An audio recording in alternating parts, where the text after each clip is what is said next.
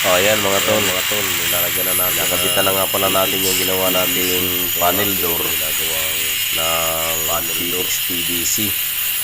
2x3 nga pala. Yung ginamit nga pala natin pang frame dito eh 2x3 na tubular. Ayan, bali steel door ito ating ginagawa. Thank you for watching.